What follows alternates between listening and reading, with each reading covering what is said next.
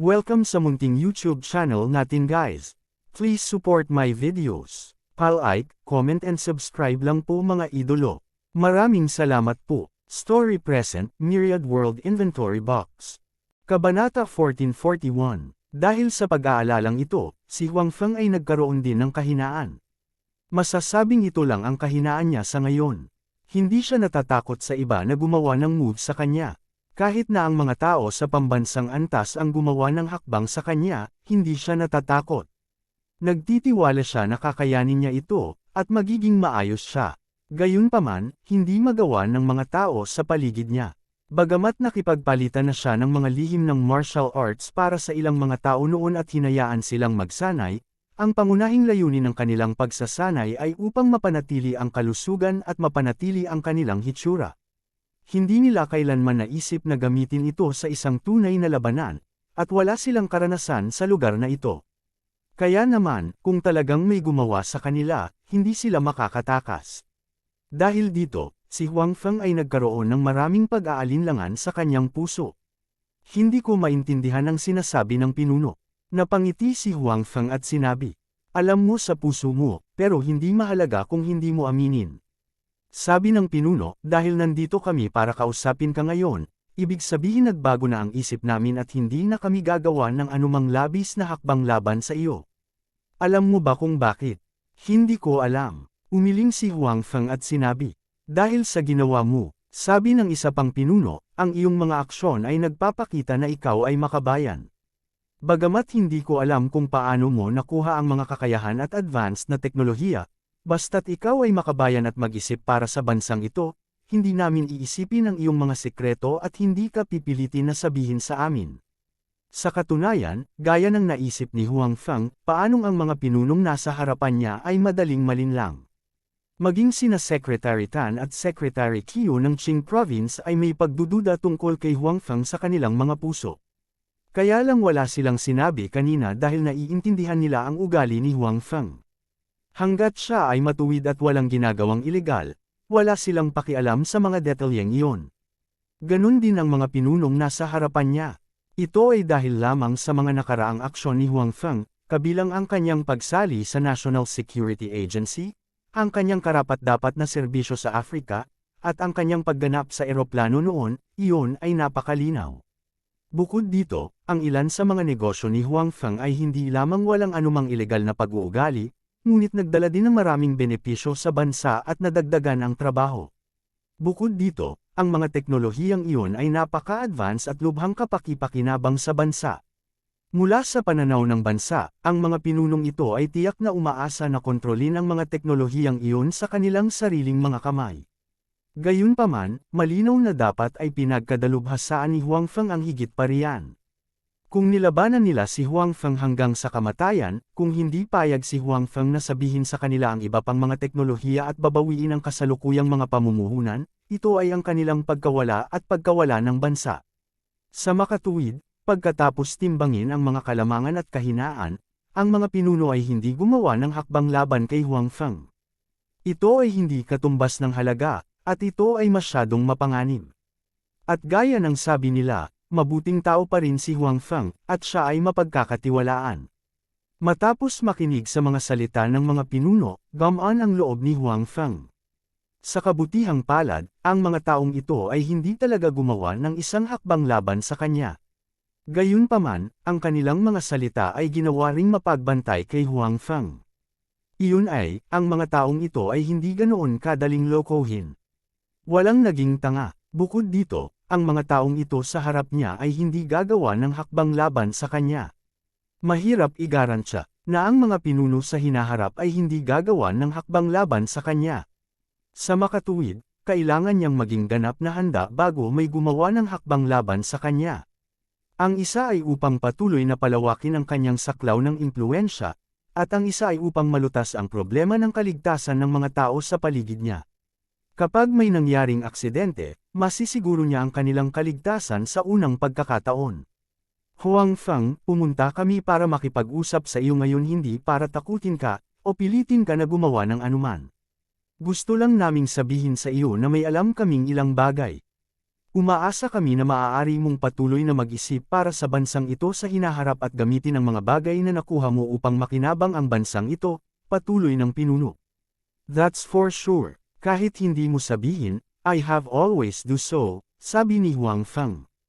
Pagkatapos nito, napag-usapan din niya ang ilan sa kanyang mga plano sa hinaharap, kabilang ang paggawa ng mga instrumento na maaaring makalutas ng polusyon sa tubig, nagpapadalisay sa hangin, at iba pa. Kung tutuusin, hindi naging mabagal ang pag-unlad ng bansa sa mga taong ito, ngunit ang kapaligiran ay isang malaking problema. At ang problemang ito, kung malulutas ito ni Huang Feng, maaari itong ituring na paglutas ng isang malaking problema para sa mga pinuno. Matapos makinig sa ilang mga plano ni Huang Feng, sila ay lubos na nasisiyahan at lihim na nagalak. Sa kabutihang palad, hindi sila nag-away ni Huang Feng noon. Kung hindi, maaaring hindi niya maibalik ang mga teknolohiyang ito. Huang Feng, you did a good job. In the future, as long as you don't betray the country, we will always support you, sabi ng pinuno. Napakahalaga pa rin ang kanyang pangako.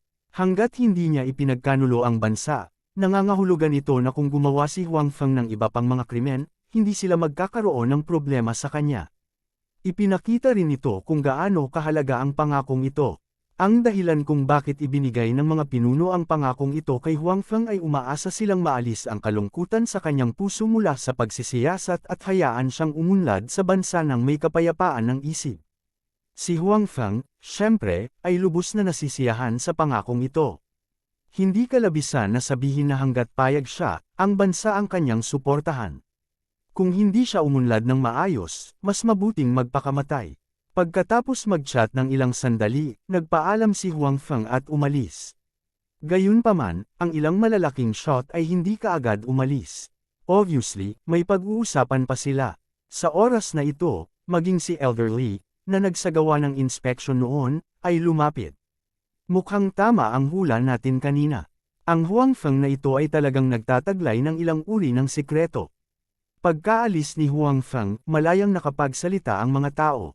Bago ito, talagang nagdududa lang sila tungkol kay Huang Feng. Inimbestigahan nga nila si Huang Feng, ngunit wala silang nakitang anumang bagay na dapat pansinin. Gayunpaman, masyadong mabilis ang pag-unlad ni Huang Feng sa nakalipas na 6 na buwan. Saan galing ang pera niya? Saan nagmula ang mga advanced na teknolohiya? Ang mga ito ay napaka-curious na mga bagay. Bagamat nagtayo si Huang Feng ng isang research institute, ang ilang teknolohiya ay isang hakbang sa unahan ng research institute. Dahil dito, nagkaroon ng ilang pagdududa ang mga pinuno tungkol kay Huang Feng. Gayunpaman, maganda ang ginawa ni Huang Feng noon, at ngayon ay nailigtas niya si Elder Li. Marahil ay kailangan ng mga taong ito si Huang Feng para iligtas sila sa hinaharap. Sa makatuwid, pagkatapos na pag-isipan ito, ang mga pinuno ay hindi gumawa ng anumang mapilit na hakbang laban kay Huang Feng. Kinausap lang siya ng mga ito at casual na pinakiusapan siya. Sa huli, hindi pa rin kayang talunin ni Huang Feng ang mga matandang fox na ito, kaya nalinlang siya. Sa oras na ito, sigurado ang lahat na totoo ang kanilang naunang hula. May sikreto talaga si Huang Feng, isang malaking sikreto. Dahil dito, nagkaroon ng ilang pagdududa ang mga pinuno tungkol kay Huang Feng. Gayunpaman, maganda ang ginawa ni Huang Feng noon, at ngayon ay nailigtas niya si Elder Li. Marahil ay kailangan ng mga taong ito si Huang Feng para iligtas sila sa hinaharap. Sa makatuwid, pagkatapos na pag-isipan ito, ang mga pinuno ay hindi gumawa ng anumang mapilit na hakbang laban kay Huang Feng. Kinausap lang siya ng mga ito at casual na pinakiusapan siya. Sa huli, hindi pa rin kayang talunin ni Huang Feng ang mga matandang fox na ito, kaya nalinlang siya. Sa oras na ito, sigurado ang lahat na totoo ang kanilang naunang hula. May sikreto talaga si Huang Feng, isang malaking sikreto. Kabanata 1442, kung ano ang sikreto ni Huang Feng, walang nakakaalam. Gayunpaman, dahil maganda ang performance ni Huang Feng, walang nakaisip na magtanong. Naniniwala ako sa kanyang pagkatao, sabi ni Elder Li. Sa oras na ito, seryoso ang kanyang mukha, na ibang-iba sa pagbibiro niya kay Huang Feng noon. Bagamat matagal nang hindi nakikipag-ugnayan sina Elder Li at Huang Feng, nakikipag-chat siya kay Huang Feng sa panahon ng paggamot sa mga araw na ito. Siya ay nagtatrabaho sa opisyal na larangan sa buong buhay niya, kaya naisip niya na mayroon siyang ilang kakayahan na hatulan ang mga tao. Siya ay lubos na nasisiyahan kay Huang Feng, hindi lamang dahil pinagaling ni Huang Feng ang kanyang karamdaman. Kung tutuusin, sa harap ng pambansang interes, siya ay wala sa lahat. Talagang pinahahalagahan ni Elder Li ang karakter ni Huang Feng. Pakiramdam niya ay tiyak na hindi siya isang taong masama at hindi magtataksil sa bansa. Sa makatuwid, sa oras na ito, naramdaman niyang kailangan niyang magsabi ng ilang salita para kay Huang Feng. Bahagyang natigilan ng ibang big shots. Alam nila kung anong uri ng tao si Elder Li. Ang dahilan kung bakit niya ito sinabi ay tiyak na hindi dahil iniligtas siya ni Huang Feng. Nakarating siya sa konklusyong ito batay sa kanyang sariling obserbasyon, at hindi ito nagsama ng maraming personal na damdamin. Hindi rin kami nagdududa sa pagkatao ni Huang Feng. Kung hindi, hindi na lang namin siya kakausapin ngayon. Sinabi ng opisyal ng no. Gayunpaman, magagawa ni Huang Feng ang gayong pag-unlad sa napakaikling panahon. Bukod dito, ang bawat teknolohiyang inilalabas niya ay nauuna sa bansa at maging sa mundo. Dapat nating panatilihin ang gayong tao. Hindi tayo maaaring gumamit ng mapilit na paraan, ngunit kailangan din nating mag-isip ng iba pang paraan.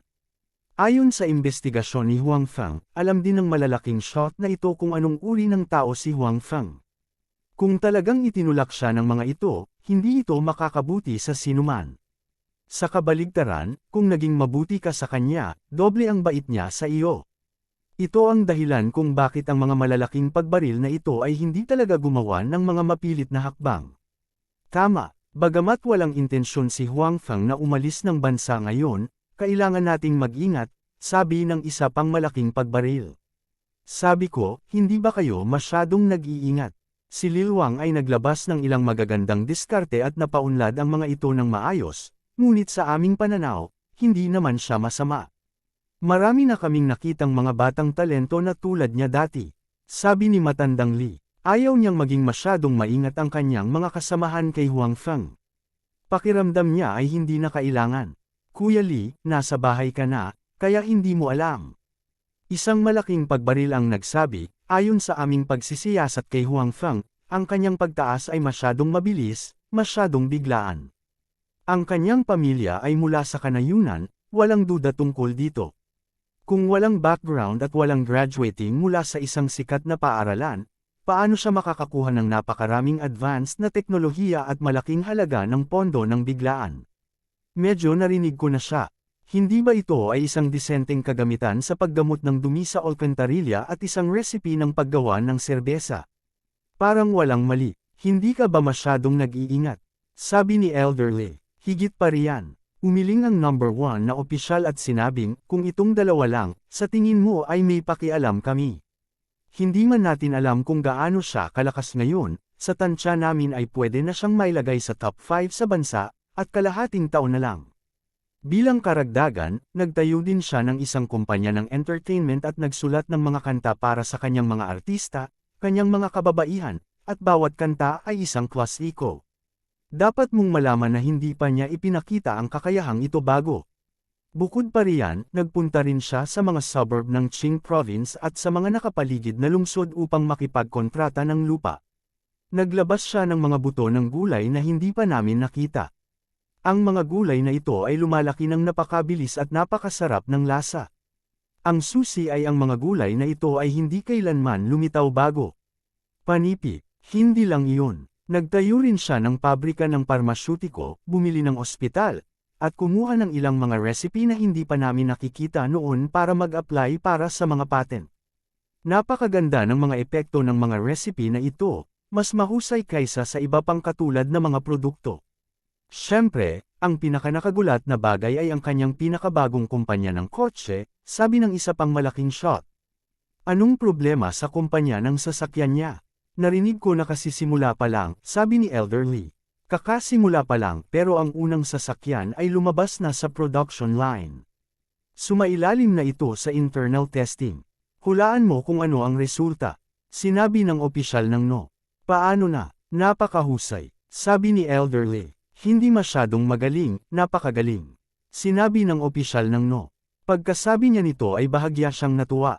Ito ay napakabihirang, ngunit ang lahat ng naruroon ay agad na nakikita na sa larangan ng independenteng paggawa ng kotse sa China, palaging may walang laman na espasyo. Ngayon, ang kumpanya ng kotse ni Huangfeng ay mahusay na nakaayos para sa puwang na ito. Bukod dito, ito ay napakalayo sa unahan. Ang disenyo ng kotse ni Huangfeng ay mas mahusay kaysa sa mga domestic at dayuhang kotse sa mga tuntunin ng hitsura at panloob na disenyo. Bilang karagdagan, ang pinakamahalaga, kabilang ang teknolohiya ng makina, ang iba pang mga teknikal na aspeto ay mas mahusay kaysa sa mga domestic na kotse. Ayon sa aming paunang paghatol, ang kanyang teknolohiya ay nangunguna pa nga sa mundo. Nagpatuloy ang number 1 official. Magaling ang batang ito. Dati, sinabi niya sa akin na gusto niyang gamitin ang sasakyan niya para masakop ang mundo. Akala ko joke lang pero hindi ko inaasahan na may kakayahan pala siya. Nakangiting sabi ni Elder Lee. Katulad ng ibang tao na medyo nag-iingat pa rin kay Huangfeng, mas optimistic siya kay Huangfeng. Iyan ay ganap na posible. Elder Lee, pag-isipan mo ito. Napakaraming talento sa ating bansa, napakaraming business tycoon at mayayamang pamilya, ngunit hindi nila kayang bumuo ng ganoong advanced na teknolohiya. Gayunpaman, maaaring makabuo si Huangfeng ng sabay-sabay. Sa tingin mo ba ito ay normal? Pero, yung batang yun, wala naman siyang masamang intensyon. Sabi ni Elder Lee. Sa katunayan, ang kanyang mga salita ay palihim na umaamin na talagang abnormal para kay Huangfeng na magawa ang mga bagay na ito. Oo, wala kaming sinabing masama tungkol sa kanya. He has this advanced technologies, and we are very happy that he can come up with them. So, we are now here to discuss how to keep him. Naniniwala ako na with his continuous development, he will soon enter the eyes of those foreign forces. At that time, it's hard to guarantee that they won't want to poach Huangfeng, said the No. Kabanata 1443, sa nakalipas na mga taon, ang mga dayuhang especially iya ay lalong lumalaganap sa China.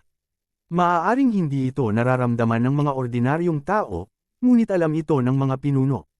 Dati, nang pumunta sina Huangfeng at Bai Xiaoro sa Gambling City para magsagawa ng misyon, ibinalik nila ang isang tao na naudyukan na kumalas.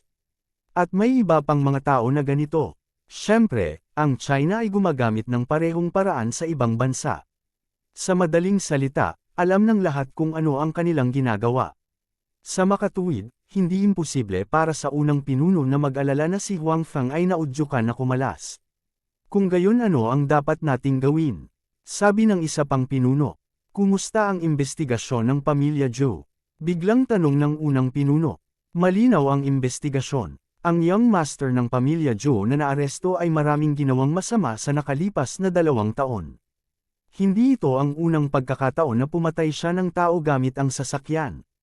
May precedent na noon, pero napag-usapan ito ng pamilya Zhou. Ang iba pang masasamang bagay ay madalas na ginagawa ng mga mayayamang young master na iyon, kaya hindi ito big deal. Sagot ng isa sa mga pinuno. Siya ang taong namamahala sa investigasyon ng pamilya Zhou. Paano ang pamilya Zhou? Hindi rin malinis ang pamilya Zhou. Kung tutuusin, mas nakakatakot pa sila kaysa sa inaakala natin. Yung mga tao sa pamilyang Zhou na nasa ibabaw ay lahat ay may mga problema sa ilalim ng kanilang mga puwit. Kapag nasuri mo, makikita mo sila. Bukod dito, lihim din nilang sinisira ang interes ng bansa, patuloy ng Big Boss. Originally, we planned to make a move on these rich families. Since this is the case, we will choose to make a move on the Zhou family. Maaari din itong bigyan ng babala ang ibang mga pamilya. At the same time, it can also be considered as a meeting gift for Huangfeng. Sabi ng unang pinuno. Tumanggo naman ang iba. Alam nilang lahat na pinipilit ni Huangfeng ang bagay na ito. Bagaman hindi siya nagtanong tungkol sa bagay na ito sa mga araw na ito, labis pa rin siyang nag-aalala tungkol dito. Sa katunayan, ito ay naiintindihan. Muntik na siyang mapatay, at mayabang pa ang salarin sa harapan niya. Hindi na kayanan ni Huangfeng, normal lang iyon. Kung tungkol sa paggawa ng hakbang sa pamilya Zhou, hindi mali na akusahan sila. Hindi sila malinis noong una at maraming bagay ang nasa ilalim ng kanilang mga puwit. Ito ay lamang na ang mga malalaking shot na ito ay hindi nagpasya na harapin sila dati. Sa pagkakataong ito, nontog na nila ang nguso ng baril. Remember, when you take action against these families, you must pay attention to the confidentiality. These families are deeply rooted. If the slightest bit of information is leaked, they know. If they are prepared, we will have a lot of trouble. Paalala ng isang chief. Naiintindihan. Tumanggo naman ang iba. Bukod pa rito, narinig ko na si Huang Feng ay may relasyon sa ilang kabataang babae mula sa ilang pamilya sa Imperial Capital. Sabi ng unang hepe na may ngiti sa labi. Tama, hindi ko ini-expect na ganoon pala siya ka-playboy. At saka, medyo may kakayahan siya. Bigla na lang, napagtagumpayan niya ang napakaraming dalaga mula sa mga maharlikang pamilya at kusang loob na sumunod sa kanya. Nakangiting sabi ni Elder Lei. Tuwang-tuwa rin siya na nagpasya ang lahat na huwag gumamit ng puwersa kay Huang Feng. Natural, mas magiging maayos ang kanyang kalooban. Nagtawanan din yung ibang big shots. Sa kanilang opinyon, hindi big deal para sa mga kabataan na maging medyo romantiko. Bukod dito, hinahayaan ni Huang Feng na mamuhay ng magkasama ang iilang mapagmataas na kababaihan, at walang salungatan sa pagitan nila. Kaya, mas kaunti ang pangangailangang mag-alala tungkol sa anumang bagay. Si Huang Feng ay may napakagandang tagumpay sa murang edad, normal lang sa kanya na maging isang maliit na playboy. Natatakot lang ako na hindi madaling makitungo sa mga batang babae sa bahay. Sabi ng isang big shot, iyon ang kailangan nating gawin. Sabi ng unang pinuno, sana ang mga babaeng mahanap niya ay domestic, hindi banyaga. Kung ganoon, mananatili ang puso niya sa bansa at hindi siya lalabas. Kung may concern siya sa bansa, magaan ang loob natin. Totoo yan. Ilan pang mga tao ang tumanggo. Kung makakita si Huang Feng ng isang dayuhang babae, natatakot sila na mag-alala sila. Bagamat hindi nangangahulugang pupunta sa ibang bansa si Huang Feng, mahirap igarantya na hindi siya maaapektuhan ng pillow talk o eye-leak ang ilan sa kanyang teknolohiya. Ang mga babae ni Huang Feng ay domestic, at ilan sa kanila ay mula sa marangal na pamilya. Nakahinga ng maluwag ang lahat. Ang mga maharlikang pamilyang iyon na may malalaking negosyo ay hindi makaalis. Sa ganitong paraan, hindi makaalis si Huang Feng. Kaya, hanggat pinapadali natin ang bagay na ito at hayaan siyang magsama-sama at ang mga kabataang babae sa huli, maaari itong ituring na isang uri ng alternatibong kasal. Sabi ng unang pinuno. Marami na silang nakitang alyansa sa kasal. Ang mga mayayaman at makapangyarihang pamilya sa Imperial Capital ay karaniwang gumagamit ng pamamaraang ito upang patatagin ang posisyon ng kanilang pamilya. Kahit na si Huang Feng ay hindi mula sa isang mayaman at makapangyarihang pamilya, ang kanyang impluwensya sa hinaharap ay hindi magiging mas masahol pa kaysa sa mga mayayaman at makapangyarihang pamilya. Kung alam ng batang iyon na labis kaming nag-aalala tungkol sa kanyang mga pribadong gawain, malamang na matutuwa siya. Sabi ni Elder Lei. Nakita rin ni Elder Lei na pinahahalagahan ni Huang Feng ang kanyang mga babae. Kung ang mga matatandang lalaki na ito ay makakatulong upang harapin ang mga pamilya sa likod ng mga babaeng iyon, tiyak na matutuwa si Huang Feng at tatanggapin ang kanilang kabaitan. Nabalitaan kong kaarawan na ng isa sa mga lolo ng kasintahan ni Huang Feng sa loob ng ilang araw. Biglang sabi ng isang big shot. Oo, si Old Master Su yun. May contact ako sa kanya. Sabi ng isa pang big shot. Nakipag-ugnayan siya sa lolo ni Su Yamo. Hindi man masyadong malalim, mas malapit siya sa ibang tao. Kung gayon, guguluhin kita sa paglalakbay sa pagkakataong ito. Pagdating ng oras, tingnan kung kailangan ni Huang Feng ng anumang tulong.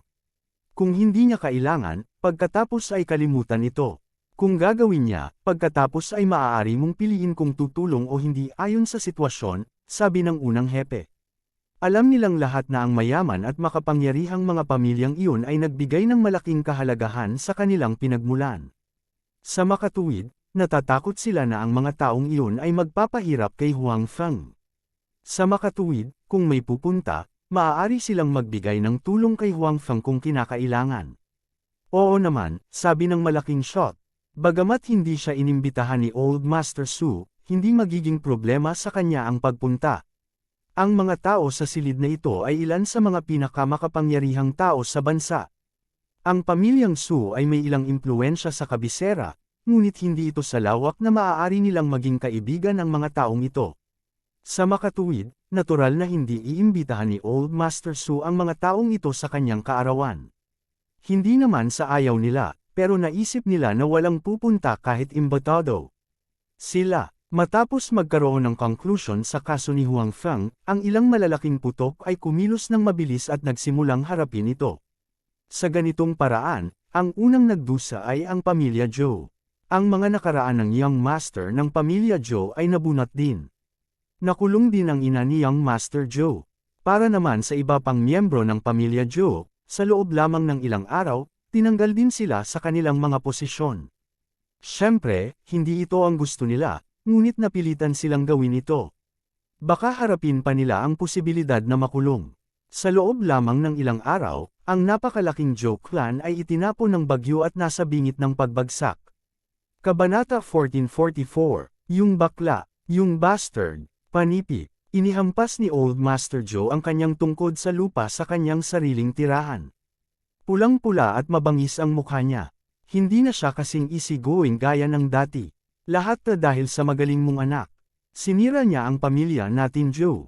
Tapos na ang pamilya Zhou.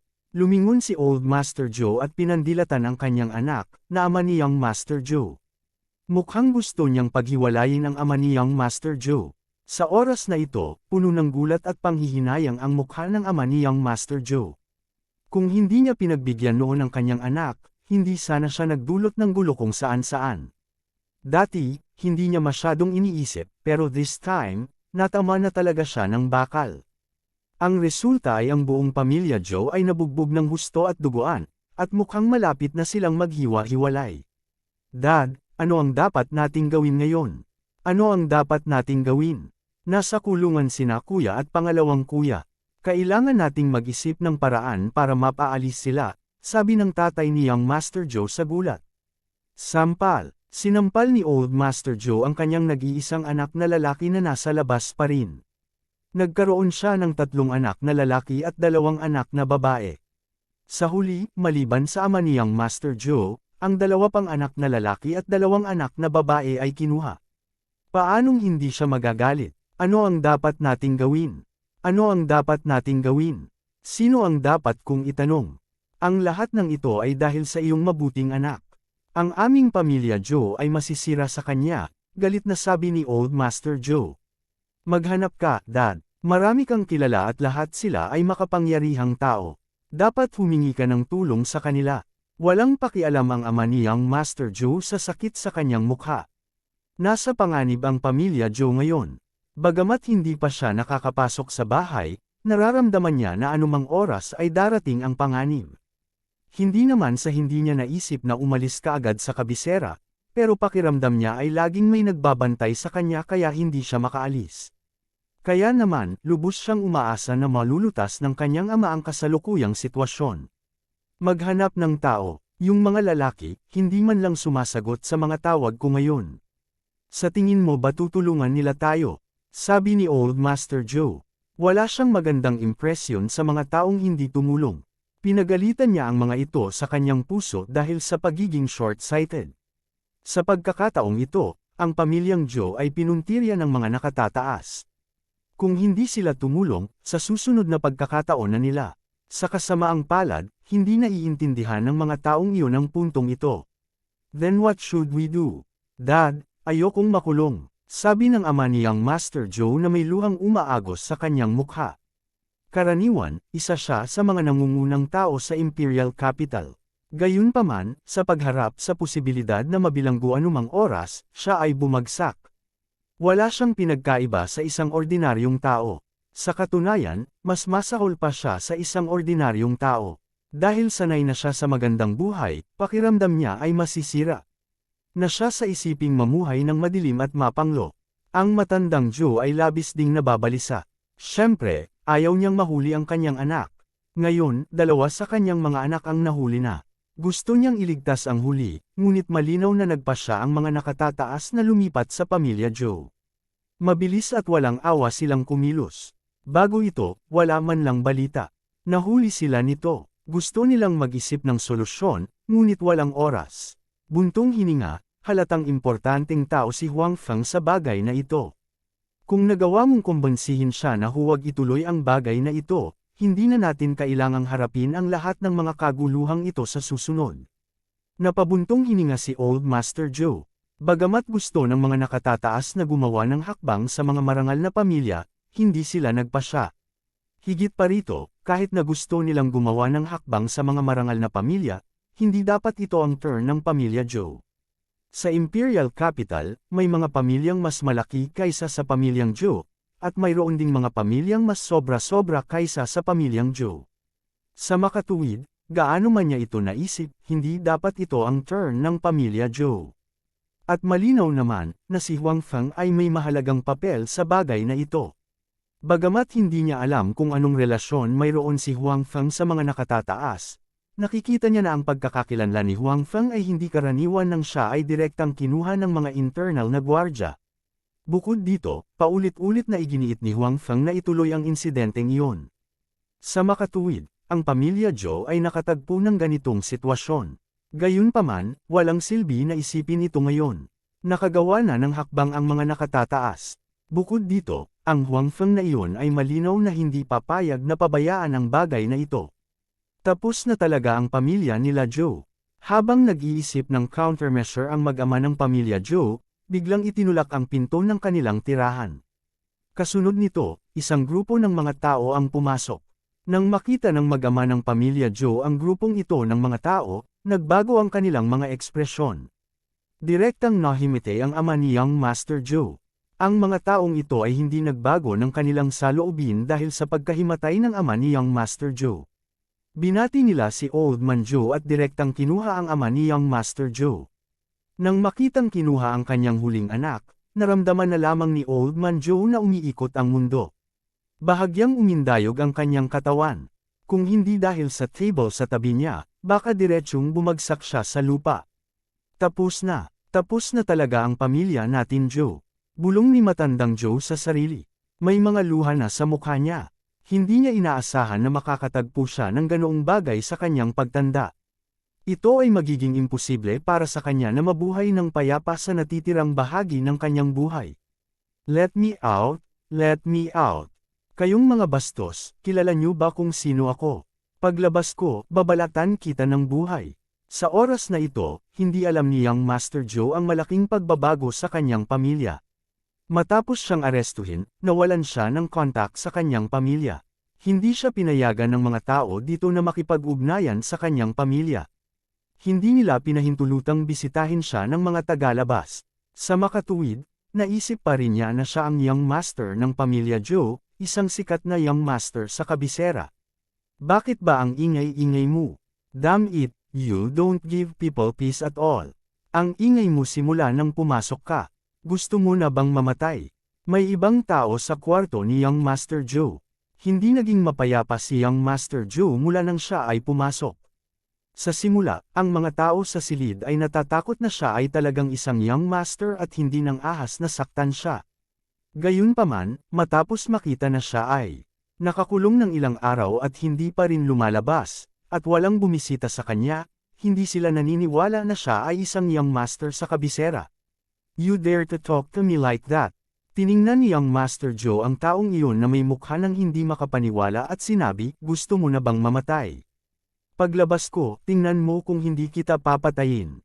Panipi, patayin mo ako, haha papatayin muna kita. Lumapit ang taong iyon at sinampal si Young Master Zhou. Natigilan si Young Master Zhou at tulala siyang nakatayo doon. Hindi niya inaasahan na ang mga taong ito, na basura sa kanyang paningin, ay maglalakas loob na saktan siya. Gago ka ba? Naglakas loob ka bang sabihin na isa kang sikat na Young Master sa kabisera? Tsuey, daraan ng taong iyon si Young Master Zhou sa kanyang mukha. Kumilos si Young Master Zhou na parang hindi niya ito nararamdaman. Umupo siya doon at bumulong sa sarili, Dad, Mom, where are you?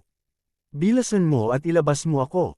Kabanata 1445, nandito ka pala, pagod ka na ba sa paglalakbay? Panipi, makalipas ang 3 araw, dumating din si Suyamo at ang iba pa. Sa pagkakataong ito, dumating si Suyamo kasama sina Exi Mengzhao, Tang Mazo, at Tanying.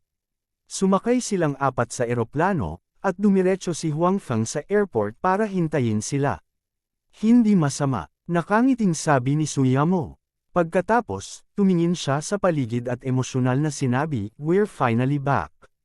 Oo, emosyonal din na sabi ni Exi Mengjiao, nakatabi ni Suyamo. Sina Suyamo at Exi Mengjiao ay nagtungo sa universidad sa Qing Province.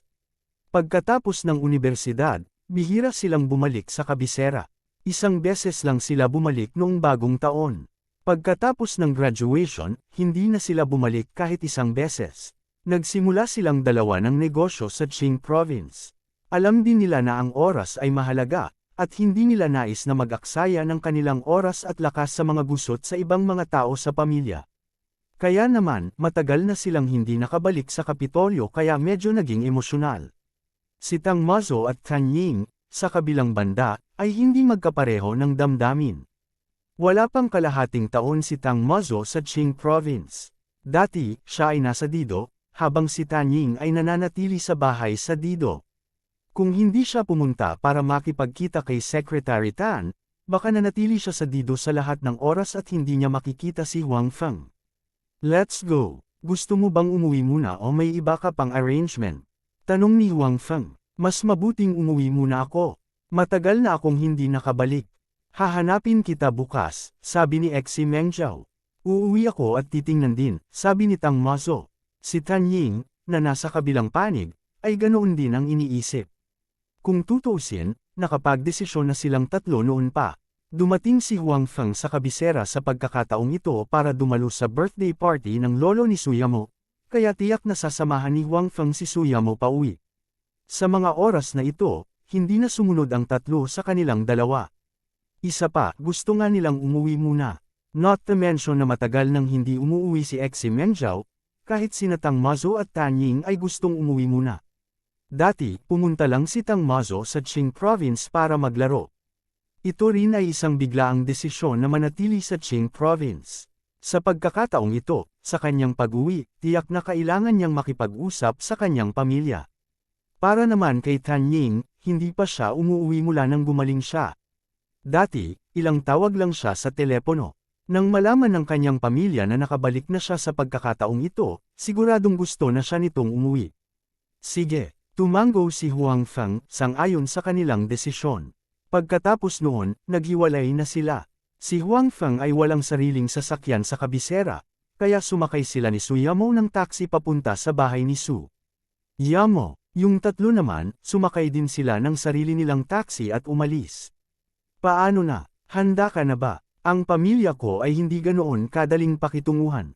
Sa kotse, sinabi ni Suyamo kay Huang Feng. "It's okay. Napakabuting manugang, paano nila itataboy?" Ngumiti si Huang Feng at sinabing, "Bukod dito, nakita ko na ang iyong ina." Hindi nakalimutan ni Huang Feng ang saloobin ng ina ni Suyamo dati. Gayunpaman, ayon sa kahulugan ni Suyamo, ang ugali ng kanyang ina ay itinuturing na mabuti. Mas malala ang ugali ng ibang tao sa kanyang pamilya. Sana pagdating ng panahon, kung may nasabi silang hindi ka nais-nais, hindi mo isa-puso. Ganyan silang mga tao. Hinawakan ni Suyamo ang kamay ni Huang Feng at sinabi. Alam niya ang ugali ng kanyang pamilya, kaya sinabi niya kay Huang Feng ng maaga dahil natatakot siya na hindi niya ito matatanggap pagdating ng panahon. "Don't worry, hindi naman ako masyadong makitid," sabi ni Huang Feng. Nitong mga nakaraang araw, nalaman din niya ang ugali ng mga mayayamang pamilya sa kabisera. Para sa mga taong may mas mababang katayuan kaysa sa kanila, hindi nila ito inilagay sa kanilang mga mata. Para naman sa mga may mataas na katayuan kaysa sa kanila, natural na nagbago ang kanilang ugali. Sa katunayan, ang sitwasyong ito ay hindi lamang sa mga mayayamang pamilya sa kabisera, kundi pati na rin ang mga tao sa ibang mga lugar ay may ganitong masamang ugali. Hindi nagulat si Huang Feng. Naniniwala ako sa iyo," sabi ni Suyamo. Si Huang Feng ay isang taong may storage box at isang malaking industriya. Tinansya ni Suyamo na hindi man lang inilagay ni Huang Feng ang mga mayayamang pamilyang iyon sa kanyang paningin dahil hanggat binibigyan ng oras si Huang Feng, ang kanyang mga tagumpay ay hindi magiging mas masahol pa kaysa sa mga kasalukuyang mayayamang pamilya. Hindi nagtagal, dumating ang dalawa sa pintuan ng bahay ni Suyamo. Isa itong hiwalay na villa. Kung hindi dahil sa hitsura ni Suyamo, ang taxi na ito ay hindi makakapasok. Sa pintuan ng villa, mayroong ilang mga mamahaling kotse sa oras na ito, at ilang iba pang mga kotse ay may mga dayuhang plaka ng lisensya. Sa loob ng 2 araw, kaarawan na ng lolo ni Suyamo. Babalik ang mga anak ng pamilya Su para ipagdiwang ang kaarawan ng matanda. Marami sa mga anak ng pamilyang Su mula sa ibang mga lugar ang babalik sa 2 araw na ito. Sa makatuwid, mayroong ilang mga dayuhang plaka ng lisensya. Nagbayad si Huang Feng ng pamasahe at bumaba ng sasakyan kasama si Suyamo. Sa oras na ito, may isang binata na lumabas mula sa isang sports car na may plaka ng kabisera. Nang makita niya sina Suyamo at Huang Feng, ang taong iyon ay natigilan saglit. Pagkatapos, na may ngiti sa kanyang mukha, naglakad siya patungo kay Suyamo at sinabi, tingnan ko, sino ito? Hindi ba ito ang Yamo ni third uncle? Ilang taon ka nang hindi bumabalik. Akala ko hindi ka nababalik this time. Kaibigan mo ba ito? Naglakad ang binata patungo kina Huang Feng at Suyamo at sinabi. Nang makita ang kabilang partido, bahagyang kumunot ang noo ni Suyamo at sinabing, Su Hang, long time no see. Pagkatapos, sinabi niya kay Huang Feng, ito si Su Hang, ang pamilya ng aking pangalawang tiyo. Pagkatapos, tumingin si Suyamo sa binata at sinabing, ito si Huang Feng, boyfriend ko. Nang makitang si Suyamo ay mukhang hindi masyadong masaya na makita ang kabilang partido, at nang ipakilala niya ito, hindi siya masyadong nagsalita. Alam ni Huang Feng na ang relasyon ni Suyamo at nitong si Su Hang ay hindi masyadong malapit. At sa mga sinabi ni Su Hang kanina, tila hindi masyadong malapit ang relasyon ng dalawa. Hindi bababasa, hindi pa narinig ni Huang Feng na binanggit ni Suyamo ang pinsan niyang ito. Boyfriend. Nang marinig ni Su Hang ang pagpapakilala ni Suyamo kay Huang Feng, bahagyang natigilan siya noong una. Medyo hindi makapaniwala, tapos tumawa siya. Suyamo, nagkakamali ka ba? Pinayagan ka ni third uncle na magkaroon ng boyfriend. Pumayag si Lolo. Bukod dito, nakakita ka ng isang tao na hindi kayang bumili ng kotse at nakasuot pa rin ng mga damit mula sa isang stall sa kalye. Kakaiba talaga ang panlasa mo. At saka, naglakas loob ka talagang dalhin siya dito. Hindi ka ba natatakot na itaboy ka ni third uncle at lolo? Panipi, bilang pinsan ni Suyamo, tiyak na alam ni Su Hang ang saloobin ng kanyang pamilya sa kasal ni Suyamo. Sa katunayan, siya mismo ay nasa isang katulad na sitwasyon. Maaari siyang maglaro ayon sa gusto niya ngayon, ngunit ang pagpapakasal ay napagpasyahan ng kanyang pamilya. Bukod dito, pagkatapos ng kasal, kailangan niyang pigilan ang sarili. Kung hindi, magkakaroon siya ng hindi kanais-nais na relasyon sa babae, at ang babae ay karaniwang nagmula sa isang malaking pamilya. Ang kasal ng Su family ay upang madagdagan ang kanilang lakas, hindi upang lumikha ng isang kaaway para sa kanilang sarili. Dahil dito, labis na nagulat si Su Hang nang marinig niya na talagang nahanap ni Suyamo ang kanyang sarili na isang kasintahan, at isang kawawang kasintahan. Kabanata 1446, Su Hang, tama na.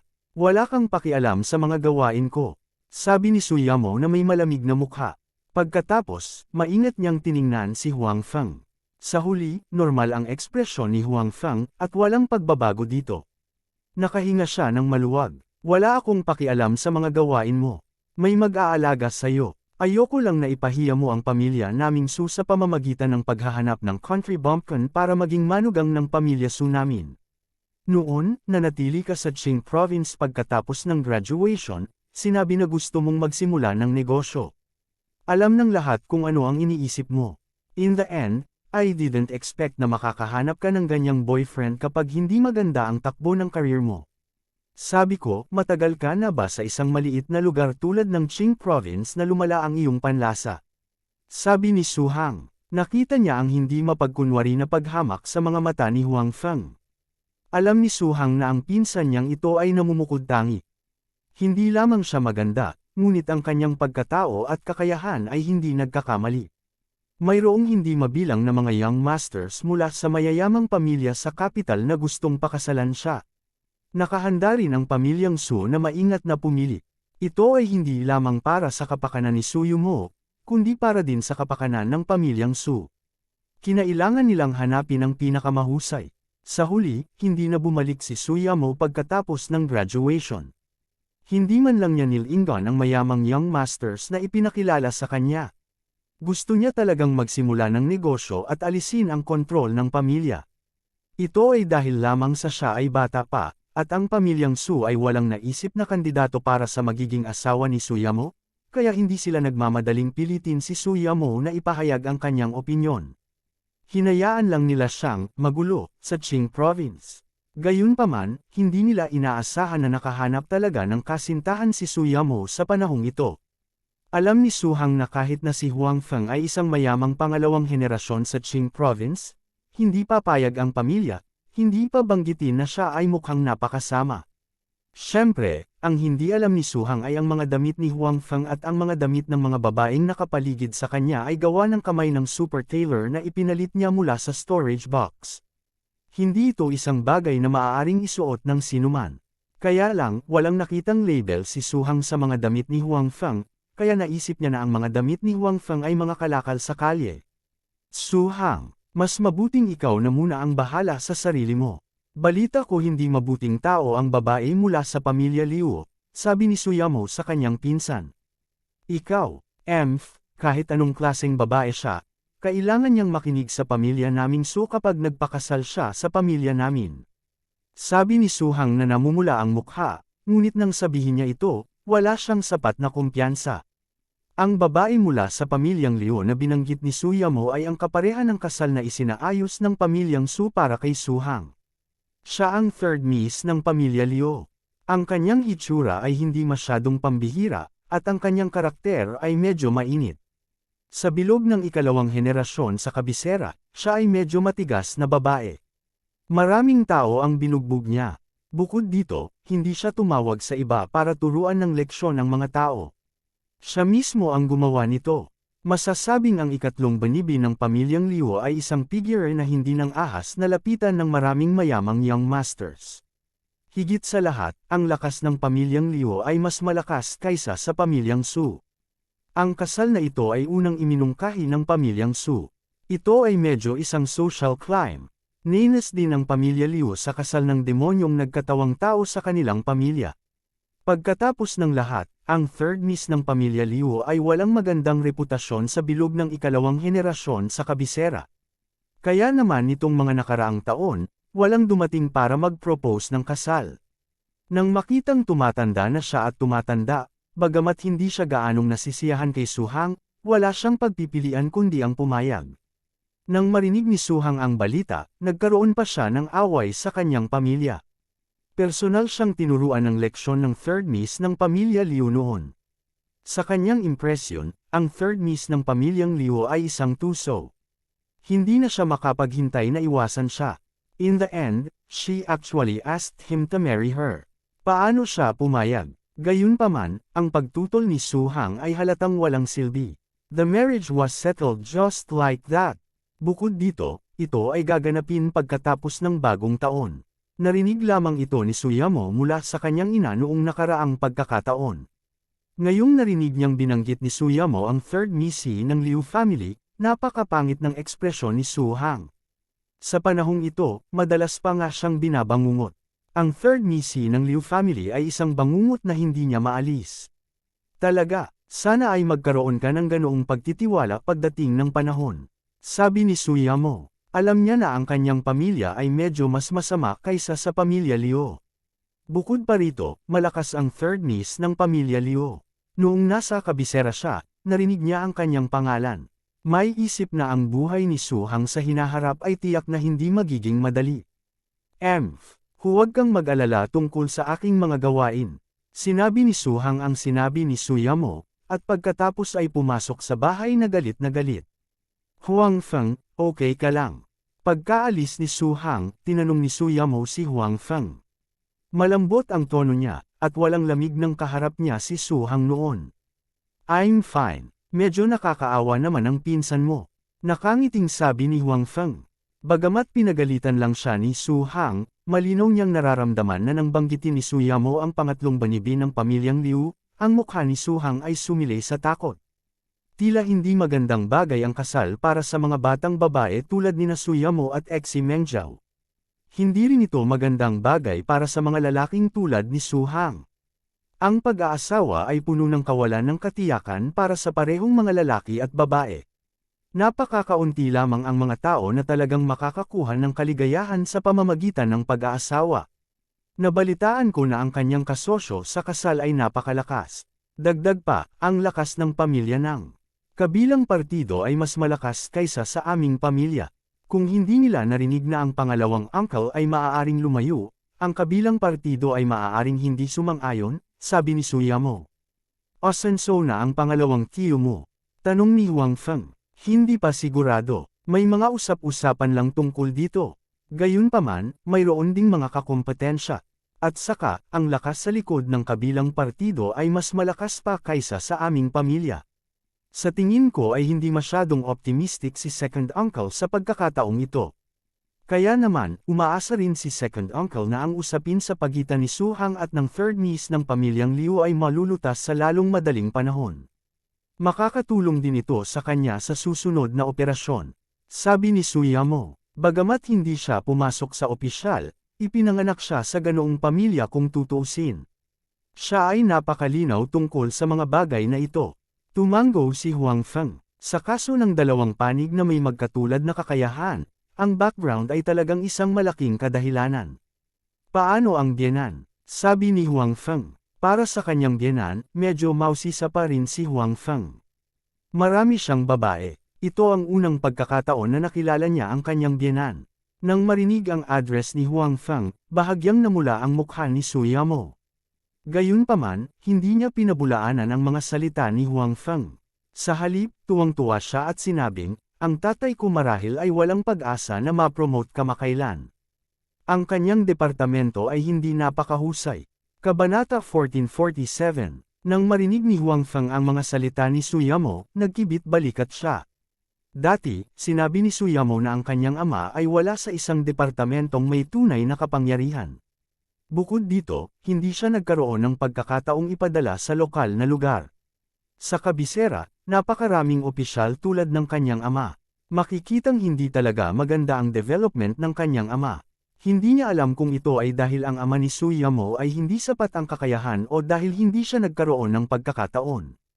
Nagkukwentuhan silang dalawa habang naglalakad. Maya-maya, pumasok na sila sa villa. Sa pagkakataong ito, napagtanto nilang dalawa na marami na pala ang nakaupo sa bulwagan ng villa. Si Su Hang, nakakapasok lang, ay nasa loob. Gayunpaman, sa oras na ito, wala siya sa hitsura niya noon. Masunurin siyang umupo doon. Malinaw, maaari siyang maging mayabang sa harap ng mga tagalabas. Ngunit sa harap ng kanyang sariling mga matatanda, wala talaga siyang lakas ng loob o mga kwalifikasyon. Nakaupo sa gitna ang isang matanda. Ang kanyang buhok at balbas ay puti, ngunit siya ay mukhang napaka-energetic. Nagniningning ang kanyang mga mata at tila nakikita ang lahat. Sa paligid ng matandang ito, may ilang nasa katanghaliang gulang at ilang babae. Kasama rin sa kanila ang ina ni Suyamo, na nakilala ni Huang Feng. Lolo, tatay, nanay, tatay, tiyo, tiya, pangalawang tiyo, pangalawang tiya. Nakita ni Suyamo ang mga taong ito at binati sila isa-isa. Hindi ba ito si Yamo? Sa wakas handa ka na bang bumalik? Akala ko palagi kang ayaw bumalik sa bahay na ito. Ang tao, na tinawag na auntie ni Suyamo, ay tumingin kay Suyamo at Huang Feng at sinabi. Ang kanyang tono ay katulad ng kay Su Hang na hindi masyadong maganda. This is my home. Bakit hindi ako babalik? Walang pakialam na sabi ni Suyamo. Sa pamilya ni Suyamo, ang kanyang panganay na uncle ay gumagawa ng pinakamahusay. Kaya naman, sa pamilyang ito, mas bamigat ang mga salita ng kanyang panganay na tiyo at tita. Ito ay normal. Sa isang mayamang pamilya na tulad nito, natural lang sa isa na gumagawa ng mas mahusay na magkaroon ng mas maraming timbang. Kung ang isang tao ay hindi gumawa ng mabuti, kahit na ano ang sabihin ng isang tao, walang papansin dito. Bagamat ang tiyo ni Suyamo ay halos nasa edad na ng pagre-retiro at wala sa isang departamentong may tunay na kapangyarihan, naroon ang kanyang posisyon. Siya ay mas mataas kaysa sa ama ni Suyamo. Sa makatuwid, karaniwang kinakausap ng auntie ni Suyamo si Suyamo at ang kanyang pamilya sa masamang tono. Sa partikular, gusto talaga ni Suyamo na umalis sa pamilya, na lalong nagpalungkot sa auntie ni auntie. Noon pa man ay itinuturing niya ang kanyang sarili bilang kinabukasan na may bahay ng pamilya. Nang makita niyang gusto talaga ni Suyamo na saktan ang interes ng pamilya, natural na hindi siya masaya. Naaalala mo pa ba na ito ang iyong tahanan? Napakaraming taon na ang nakalipas, at hindi ka pa nakakabalik kahit isang beses, sabi ng auntie ni Suyamo. Tita, dapat alam mo ang dahilan kung bakit ayaw kong bumalik, matigas na sabi ni Suyamo. Sige, itigil mo na ang pakikipagtalo. Mabuti na lang at makakabalik na si Yamo, sabi ng lolo ni Suyamo. Gustong-gusto ng lolo ni Suyamo si Suyamo. Ang kanyang apong babae ang pinaka may kakayahan at pinaka-promising sa mga nakababatang henerasyon. Sa kasamaang palad, siya ay isang babae at sa huli ay ikakasal. Kaya naman, lagi niyang nararamdaman na awa sa kanyang puso. Nang ipilit ni Suyamo na lumabas para magsimula ng sarili niyang negosyo, sumang-ayon din siya ng may salungat na puso. Alam din niya kung anong ugali meron ang apo niya. Siya ay tumingin maamo, ngunit siya ay isang napaka-opinyon na tao. Lolo, tatay, nanay, ito ang aking kasintahan, si Huang Feng, sabi ni Suyamo sa ilang taong naroroon. Ang iba naman, hindi niya tinawagan. Pribadong usapin iyon ng kanyang pamilya. Boyfriend. Nang marinig ang pagpapakilala ni Suyamo kay Huang Feng, namula ang mga talukap ng lolo ni Suyamo.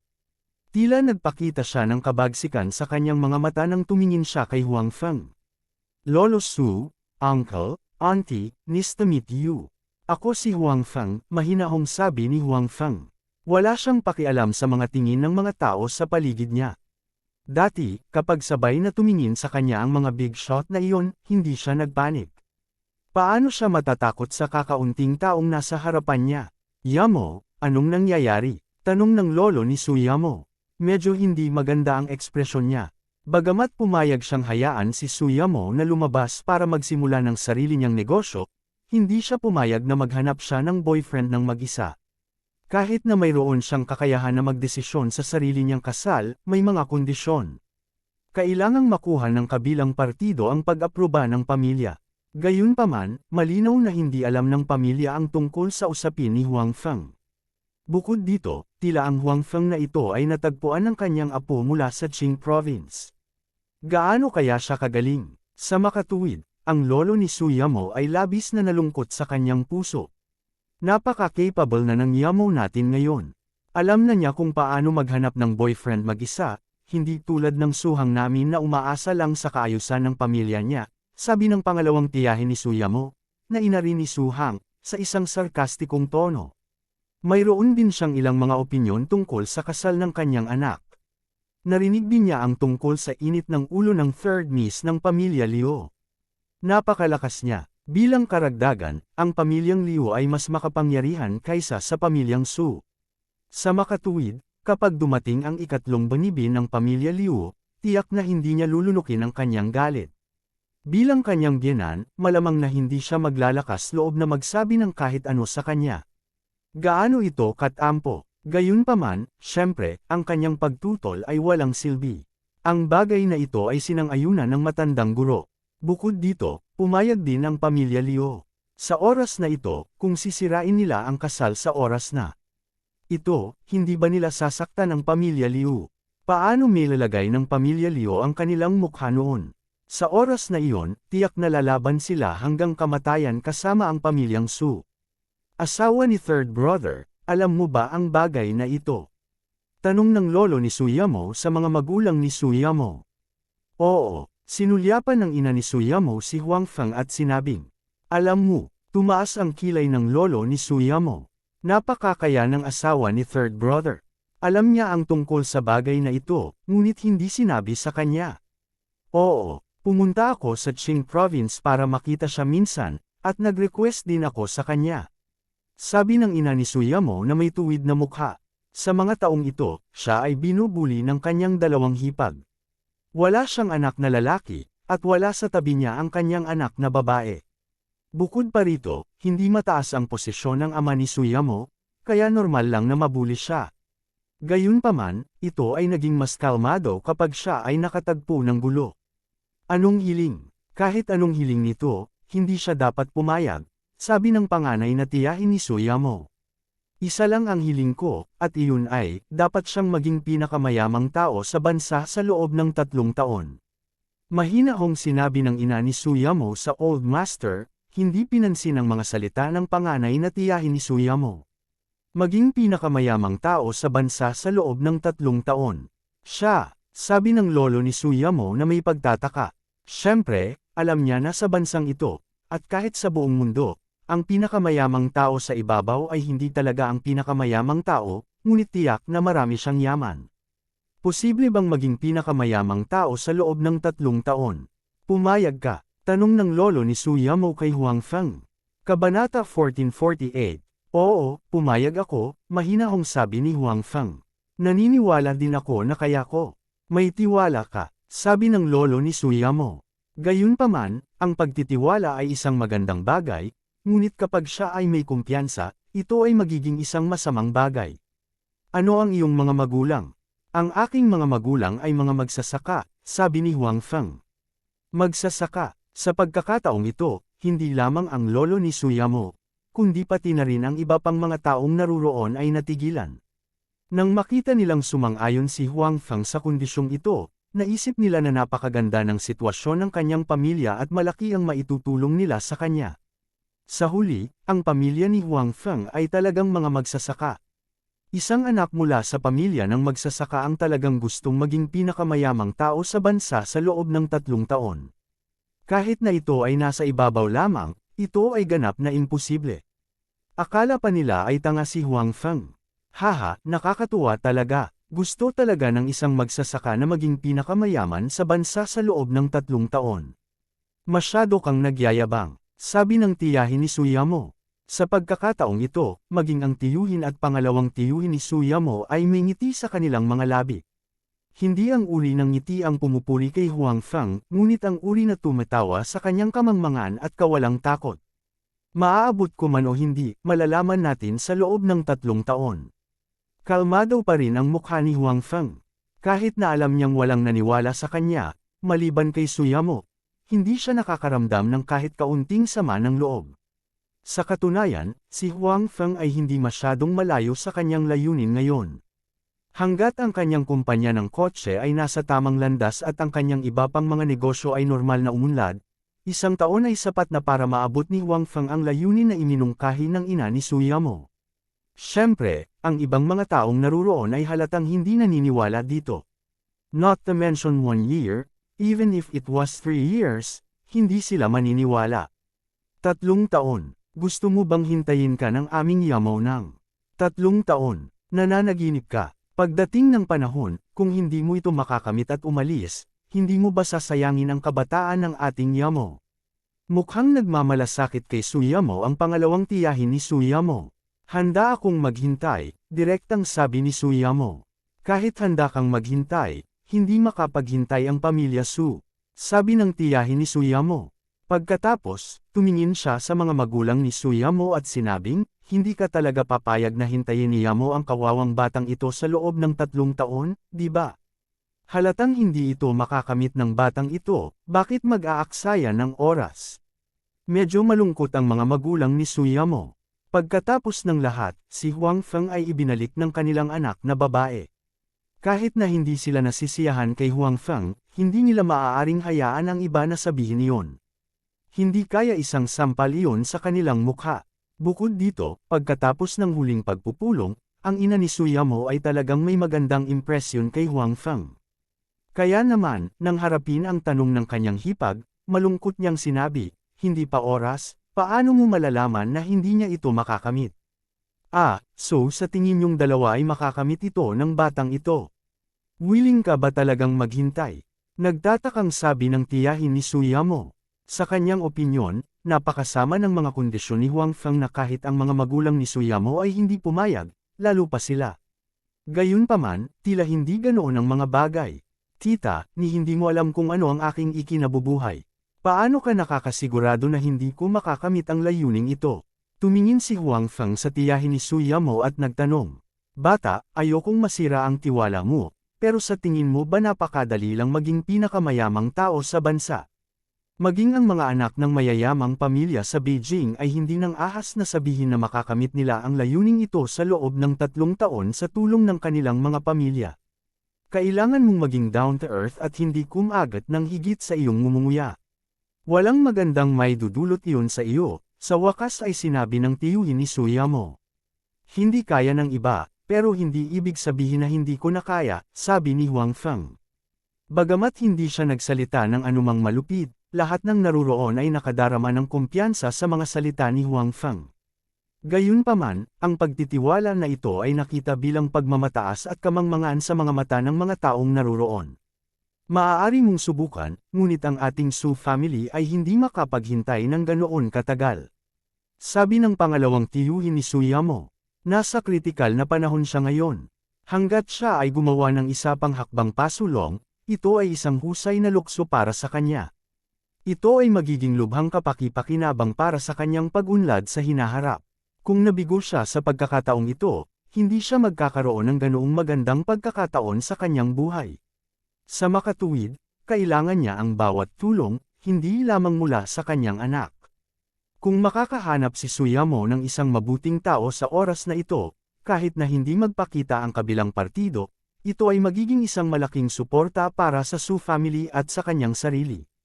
Sa makatuwid, ang pangalawang tiyuhin ni Suyamo ay umaasa na si Suyamo ay maaaring makipagtipan sa isang mayamang tao sa kabisera sa lalong madaling panahon. Tama, Old Master. Anong klaseng pamilya ang Su family natin? Paano natin hahayaan ang anak natin na maghintay ng isang mahirap na lalaki sa loob ng 3 taon? Hindi ba ito isang pag-aaksaya ng oras? Lumabas ang pangalawang tiyahin ni Suyamo upang suportahan ang kanyang asawa. Sa oras na ito, ang ibang mga tao na kapareho ng henerasyon ni Suyamo ay walang sinabi. Tumingin sila kina Suyamo at Huang Feng. Ang ilan sa kanila ay nakikiramay, habang ang ilan ay natutuwa. Alam nila na, ang pagtitipon na ito sa kabisera ay para ipagdiwang ang kaarawan ni Old Master Su at piliin ang asawa ni Suyamo. Ngayong nagbalik na ng kasintahan si Suyamo, lahat ay hindi masaya. Sa makatuwid, makikita ng lahat ang wakas sa pagitan ni Huang Feng at Suyamo. Hindi ito mahirap hulaan. Tama, masyadong mahaba ang 3 taon. Hindi na bata si Yamo. Hindi na siya pwedeng magsayang ng maraming oras. Sabi ng lolo ni Suyamo. Kung ito ay sa nakaraan, maaaring handa niyang hayaan si Suyamo na maghintay ng isa pang 3 taon. Gayunpaman, sa kanyang kaarawan, maraming kabataan mula sa mayayamang pamilya ang naimbitahan. Ito ay ang pagpili ng asawa para kay Suyamo. Bukod dito, sa opinyon ng lolo ni Suyamo, ang layuning ito ay imposibleng makamit ni Huang Feng, kaya hindi na kailangang mag-aksaya ng oras. Pero ito ang ipinangako ko sa kanila noon. Giit ng ina ni Suyamo. Alam niya na napakababa ng posibilidad na makamit ni Huang Feng ang layuning ito. Gayunpaman, dahil nangako siya sa kanila noon, kailangan niyang bigyan ng panahon ang 2 anak na magtrabaho ng husto. Nabigo man sila sa huli, walang pagsisisi sa puso ang kanyang anak at hindi siya masisisi. No buts. Hindi ko sinabi sa inyong 3 na gusto kong tulungan si Yamo na makahanap ng mapapangasawa sa birthday party na ito. So, bawal talaga ang usapin ni Yamo at Huang Feng. Sabi ng lolo ni Suyamo.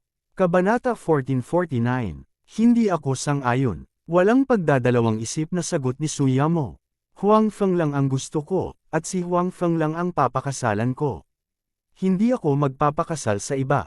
Asawa ng third elder, paano mo tinuruan ang iyong anak? Paano siya magiging kusa bilang miyembro ng Su family? Hindi niya alam kung paano tumingin sa malaking larawan. Sabi ng tiyuhin ni Suyamo na may pagtatampo na mukha. Halatang hindi siya nasisiyahan sa mga sinabi ni Suyamo. Hindi rin nasisiyahan ng lolo ni Suyamo. Sa pamilyang ito, siya ang awtoridad. Kapag nakapagdesisyon na siya, iyon na ang huling desisyon. Ngayon, direktang tinanggihan siya ni Suyamo. Siyempre, hindi siya nasisiyahan. Nakita ng mga magulang ni Suyamo na hindi nasisiyahan ang lolo ni Suyamo. Mabilis nilang hinayla si Suyamo at sinabing, Yamo, paano mo makakausap ang lolo mo ng ganyan? Humingi ng tawad ngayon. Ayoko, matigas na sabi ni Suyamo. I won't marry those guys kahit mamatay ako. Huang Feng lang ang gusto ko. Bastos. Galit na sabi ng lolo ni Suyamo. Puno ng galit ang mukha niya. Lahat ng naruroon, maliban kay Huang Feng, ay tumahimik dahil sa takot. Maging si Suyamo ay ganoon din. Pagkatapos ng lahat, ang lolo ni Suyamo ay may maraming prestihiyo sa Su family.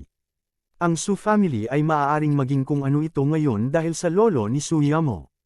Lolo Su, huwag mong sisihin si Yamo sa sobrang pagmamadali. Sa tingin mo ba mas mabuti pang pakasalan ni Yamo ang mga iyon kaysa sa akin? Tumingin si Huang Feng sa lolo ni Suyamo at sinabi, ano, sa tingin mo ba mas bagay ka kaysa sa kanila? Dahil ba sa kalokohang pagmamahalan ninyong dalawa? Sabi ng lolo ni Suyamo na may masamang ekspresyon. Bukod sa nararamdaman ko para kay Yumo, nararamdaman ko na ako rin ang pinakamahusay na kandidato para sa asawa ni Yumo. Ako rin ang pinakamahusay na pagpipilian para sa Su family, mahinahong sabi ni Huang Feng. Ha, hindi ko alam kung saan ka kumukuha ng tiwala mo. Base lang sa dalawa mong magsasaka na magulang. Sabi ng tiyahin ni Suyamo, anong masama sa pagsasaka, kahit na para sa iyong mga marangal na pamilya, hindi ba't ang nakaraang 3 henerasyon ay mga magsasaka? Tumingin si Huang Feng sa tiyahin ni Suyamo at sinabi. Pagkatapos, lumingon siya sa lolo ni Suyamo at sinabing, pinili mong ayusin ang kasal para kay Suyamo dahil gusto mong magkaroon ng malakas na kakampi at makakuha ng mas maraming benepisyo. Kaya kung ibigay sa iyo ang lahat ng iyon. Ikaw lang, binata, kailangan kong aminin na ang iyong pagtitiwala ay bihira, ngunit ang mga kabataan ay hindi dapat maging masyadong mayabang, sabi ng lolo ni Suyamo. Kung wala kang lakas magyabang, yabang na yan. Kung may lakas ka, tiwala na yan. Sinabi ni Huang Feng, at malinaw na mayroon akong ganitong lakas. Ano ang lakas mo? Tanong ng lolo ni Suyamo, bagaman hindi ko intensyon na maliitin ang mga magsasaka, malinaw na hindi tugma ang iyong background sa ating Yumo. Lolo Su, gusto mo bang makita ang lakas ko? Oo naman, nakangiting sabi ni Huang Feng. Pagkatapos, kinuha niya ang kanyang telepono at nag-dial ng numero, let's get started. Lahat ay tumingin kay Huang Feng, hindi alam kung ano ang kanyang ginagawa. Matapos ibaba ni Huang Feng ang telepono, tumingin siya sa lahat at sinabing, narinig ko mula kay Yumo na ang Su family ay may control din sa 2 nakalistang kumpanya. So ano? Oh, kung ganoon ay tama. Baka magka-problema ang 2 kumpanyang iyon, sabi ni Huang Feng. Bago matapos ni Huang Feng ang kanyang pangungusap, tumawag ang isa sa mga kamag-anak ni Suyamo. Nasa eksena rin ang kabilang partido. Pagkatapos ng lahat, ang 3 anak ni Lolo Su ay pawang mga opisyal. Imposibleng direktang kontrolin ng kanilang mga pamilya ang mga nakalistang kumpanya. Sa makatuwid, ang mga bagay na ito sa negosyo ay karaniwang hinahawakan ng kanilang mga kamag-anak. Ang taong sumagot ng telepono ay ang kasalukuyang kumokontrol sa mga kumpanyang iyon. Siyempre, kung ang mga nakababatang henerasyon ay hindi nais na maging isang opisyal, sila ang kukuha sa mga negosyong ito sa hinaharap. Anong mali? Tila may naisip si Lolo Su nang makitang naging pangit ang ekspresyon ng kausap nang sagutin niya ang telepono. Gayunpaman, naramdaman niya na ito ay medyo hindi kapanipaniwala. Paano magagawa ni Huang Feng ang ganito? Kanina lang tumawag yung subordinate ko. Sabi niya, sabay-sabay daw ang pag-atake ng shares ng 2 nakalistang kumpanya. Napaka-powerful ng kabilang partido, at saka, hindi man lang nila itinago ang kanilang intensyon. Gusto nilang sugpuin at bilhin ang shares natin, the person said. Pagkatapos niyang magsalita, tumingin din siya kay Huang Feng na may pagtataka. Pagkatapos ng lahat, binanggit ni Huang Feng ang 2 nakalistang kumpanya ng pamilyang Su. Maaaring ang bagay na ito ay may kaugnayan kay Huang Feng. Hindi tanga si Lolo Su at ang iba pa. Malinaw na hindi nagkataon na ang mga bahagi ng 2 kumpanya ng Su family ay sabay na inatake. Iniisip ang mga salita ni Huang Feng, iniugnay nila si Huang Feng sa bagay na ito. Gayunpaman, paano maaatake ng isang tao mula sa kanayunan ang kanilang mga nakalistang kumpanya? Nagawa mo ba? Tanong ni Lolo Su. Tama na, hindi ito itinanggi ni Huang Feng. Umpisa pa lang ito. Hanggat gusto ko, mabibili ko ang 2 nakalistang kumpanya ng Su family sa maikling panahon. Siyempre, lalaban ka at hindi ako papayag na bilhin ito. Gayunpaman, natatakot ako na hindi maliit ang presyo. At saka, pagdating ng panahon, ako ang magiging major shareholder ng 2 kumpanyang ito. Ito ang backup plan na inihanda ni Huang Feng bago pumunta sa Beijing. Sa katunayan, ang pera na inilagay niya sa stock market ay hindi lamang ito. Sa pagkakataong ito, hindi lang ang Su family ang bibisitahin niya. Kung mayroon siyang oras at pagkakataon, bibisitahin din niya ang Xe family, ang Tang family, at maging ang Tan family. Sa pagkakataong iyon, hindi may iwasang mababa ang tingin sa kanya. Pagkatapos, ito ay kinakailangan para sa kanya upang ipakita ang kanyang kayamanan. Ginawa mo ba talaga? Hindi pa rin naniniwala ang iba. Kung tutuusin, tiyak na hindi maliit na bilang ang perang kailangan. Magagawa ba talaga ito ni Huang Feng at gumawa ng paglipat sa dalawang kumpanya ng sabay? Marahil si Su Yamo lang ang naniwala sa mga salita ni Huang Feng sa eksena dahil alam niya na si Huang Feng ay isang master na hindi nagkukulang ng pera ngayon. Ang kaunting pera na iyon ay talagang hindi malaking numero para sa kanya. Gayunpaman, hindi niya inaasahan na si Huang Feng ay pipili ng ganoon ka-simple at marahas na paraan. Kailangang malaman ng isa na kahit na ang focus ng pamilya Su ay nasa larangan ng politika, hindi sila nang ahas na mag-relax sa aspetong pang-ekonomiya. Ang isang malaking pamilya na walang suporta sa ekonomiya ay tiyak na hindi posible. Kung hindi, kaya bang magmaneho ng mga sports car ang mga pinsan ni Su Yamo? Magsuot kaya ng ginto at pilak ang dalawang tiyahin na iyon. At ngayon, direktang inaatake ni Huang Feng ang economic lifeline ng Su family. Paanong hindi nataranta ang mga taong naruroon? Ako nga ang gumawa nito. Kung hindi maniniwala si Old Master Su, maaari kong hilingin sa kanila na pansamantalang umatras. Pagkatapos nito, muling tumawag si Huang Feng. Mixing pangungusap pa iyon, at pagkatapos ay ibinaba na niya ang telepono. Tiningnan ng mga tao ng Su family ang kamag-anak ng taong namamahala sa dalawang nakalistang kumpanya. Mabilis na tinawagan ng taong iyon ang kumpanya. Pagkatapos ibaba ang telepono, tumingin siya kay Huang Feng na may takot na ekspresyon. Pagkatapos, sinabi niya sa karamihan, may balita mula sa kumpanya. Nagkusa ang kabilang partido na umatras. Malinaw na hindi ito nagkataon. Kabanata 1450. Lahat ng nasa eksena ay muling tumingin kay Huang Feng. Malinaw, ang bagay na ito ay dapat na nauugnay kay Huang Feng. Kung hindi, hindi ito nagkataon. Bukod dito, napagtanto din ng lahat na sinabi lang ni Huang Feng na pansamantalang titigil siya. Hindi naman niya sinabi na wala siyang gagawin. Kung gagawin niya, ganap pa niyang kayang sirain o makuha man lang ang kumpanya ng kanilang pamilya. Ngayon, dapat maniwala ka sa akin, di ba? Sabi ni Huang Feng, "Siyempre, wala akong ibang ibig sabihin. Gusto ko lang sabihin sa inyo na bagamat taga-probinsya ako, hindi ibig sabihin na mas malala ako kaysa sa iba. Ang layunin na sa tingin mo ay imposibleng makamit ay hindi makatotohanan para sa akin. Hindi ko na kailangan ng 3 taon. Kakayanin ko ito sa loob ng 1 taon." Binanggit muli ni Huang Feng ang paksang ito, ngunit sa pagkakataong ito, walang nagtanong sa kanyang mga salita. Bagamat hindi nila alam kung kaya niyang maging pinakamayamang tao, isang bagay ang tiyak.